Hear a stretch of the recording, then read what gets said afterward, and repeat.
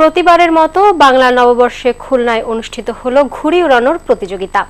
আরংরাঘাট মোড়লপাড়া আদর্শ তরুণ সংঘের আয়োজনে 11তম ঘুড়ি উড়ানোর প্রতিযোগিতায় ছিল দর্শনার্থীদের উপচে পড়া ভিড়।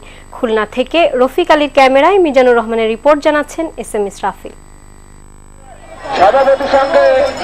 পুরাতনকে বিদায় জানিয়ে নতুন দিনের প্রত্যয়ে প্রাণের উচ্ছ্বাসে মেতে ওঠে প্রতিযোগীরা।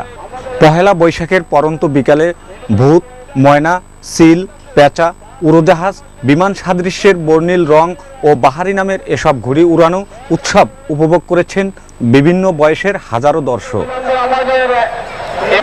দিনব্যাপী নানা আনন্দ আয়োজনে অংশ নিয়ে নতুন করে বাংলাদেশ গড়ার শপথ নেন তারা। আমি ঢাকা থেকে এসেছি।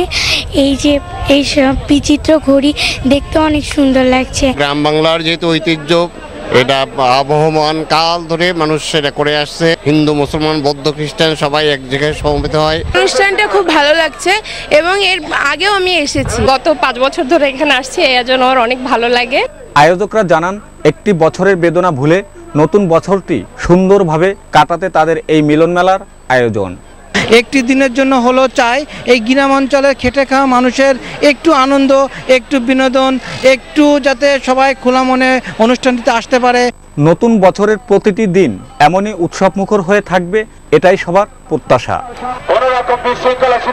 SM Israfil, Asian television.